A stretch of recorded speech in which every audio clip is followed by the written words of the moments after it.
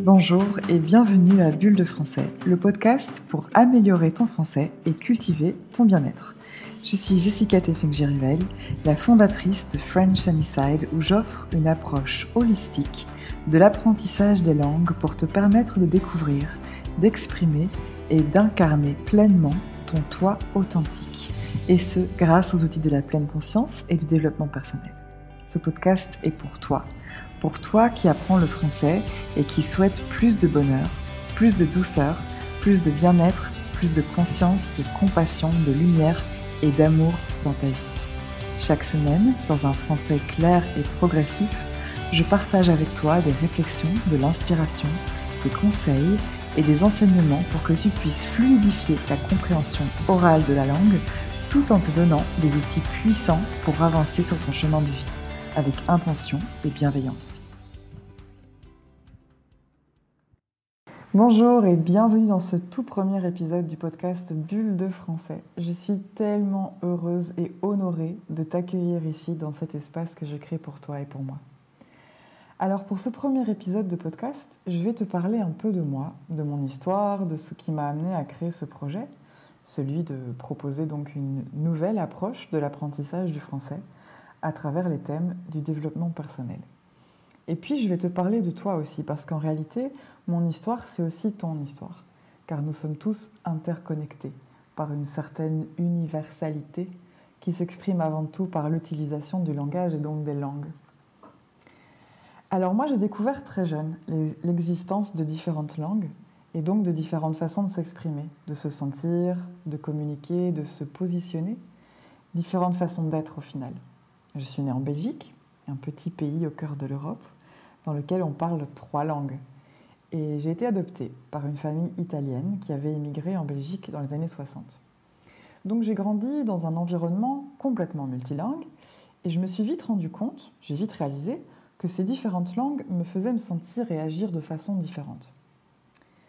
Et de par mon histoire de personne adoptée, qui est un peu particulière, j'ai aussi souvent questionné mon identité.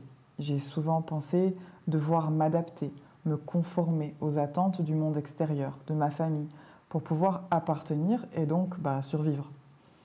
Et c'est assez difficile avec ces pensées, ces dictats, ces émotions un peu déroutantes, de trouver sa place et d'oser être authentique.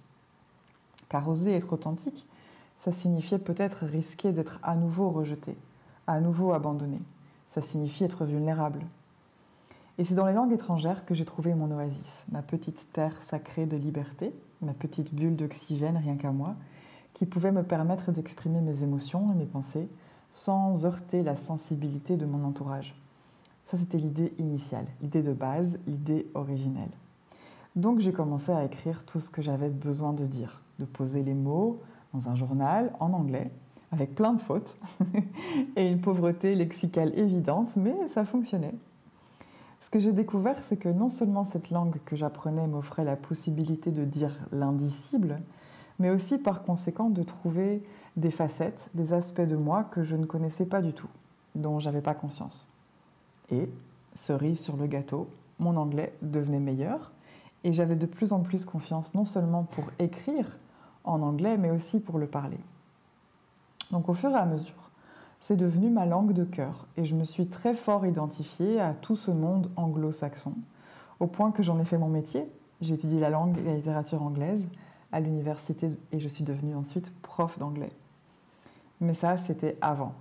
Avant de tout quitter, avant de partir voyager en Asie, avant de créer mon business, French Sunnyside, et de lui donner la mission d'apporter aux autres exactement ce que l'utilisation de l'anglais m'avait apporté à moi, c'est-à-dire une meilleure conscience, une meilleure compréhension de moi-même, et plus tard aussi une meilleure compréhension du monde. Et tu sais ce qui se passe quand tu te comprends toi-même et que tu comprends les autres, pas juste au niveau linguistique, mais au niveau émotionnel et spirituel, ça devient beaucoup plus facile de ressentir la compassion, et donc de la tolérance, de l'appartenance et de l'unité. Alors, je ne peux pas affirmer que French Sunnyside puisse apporter la paix dans le monde, mais peut-être qu'il peut apporter la paix dans ta vie. Et c'est déjà un super bon début. Donc, French Sunnyside, c'est mon business. Et puis, il y a Bulle de français, qui est l'aboutissement de, au final, 15 ans de réflexion autour de l'acquisition d'une langue. et cela couplé avec les leçons que j'ai tirées de ma propre histoire. Donc j'ai enseigné l'anglais aux adultes dans les écoles officielles en Belgique, et puis en 2017, j'ai voulu changer de paysage, changer de pays carrément en fait, mais surtout passer une étape supérieure dans ma propre libération, je pense. C'est vraiment ça que je recherchais, la liberté grisante que seul un pays inconnu, une culture inconnue, une langue inconnue peuvent apporter. J'ai beaucoup recommencé à zéro dans ma vie, mais cette fois-là, c'était probablement la plus drastique. J'ai vendu mon appartement en Belgique, j'ai quitté mon job d'enseignante, j'ai fait une valise pour moi, une valise pour mon mari, une valise pour notre fille, 3 billets d'avion et nous sommes partis. Et donc, le projet professionnel qui semblait le mieux s'adapter à cette nouvelle vie, c'était d'enseigner le français en ligne, à travers de la conversation, aussi naturelle que possible. Et c'était sympa, et j'ai rencontré des super clients et des super clientes, mais à mon sens, il manquait toujours quelque chose. Je voulais faire plus, avoir un plus grand impact, pas seulement sur la fluidité des apprenants en conversation française, mais de façon plus importante sur leur bien-être, leur état d'esprit, parce que de nombreuses personnes, et peut-être toi aussi, ont des souvenirs négatifs de l'école, et ça les bloque souvent pour apprendre une langue avec plaisir. Et puis je voulais qu'eux aussi, ils découvrent ce pouvoir incroyablement libérateur qu'apprendre une langue peut avoir dans ta vie si tu choisis une approche qui va faciliter cette transformation. Voilà, c'était ça. Je voulais offrir une expérience transformatrice. Alors, je me suis assise et j'ai imaginé le concept, le programme idéal, celui que j'aimerais suivre moi-même dans les langues que j'apprends. Et Bulle de français est née. Alors, si tu veux en savoir plus sur mon approche et mes méthodes, je t'invite simplement à visiter mon site web. Et voilà, c'est tout pour aujourd'hui. Merci d'avoir pris du temps de ta journée pour m'écouter. J'espère que ce podcast t'a plu, que ça t'a apporté de l'inspiration pour aligner ta vie, grandir et t'éveiller à travers le français. Si tu as aimé ce premier épisode et que tu as envie de me soutenir, merci de laisser un commentaire et de déposer 5 étoiles sur iTunes, ce sera grandement apprécié. Les notes linguistiques sont aussi accessibles pour une petite participation. Et si tu souhaites aller plus loin, je t'invite dès à présent à télécharger mon guide PDF gratuit, The Mindful French Learner's Guide. Et tous les liens se trouvent dans ma bio. Voilà, j'ai hâte de te retrouver pour le prochain épisode. Et d'ici là, je te souhaite une belle semaine remplie de paix et de lumière.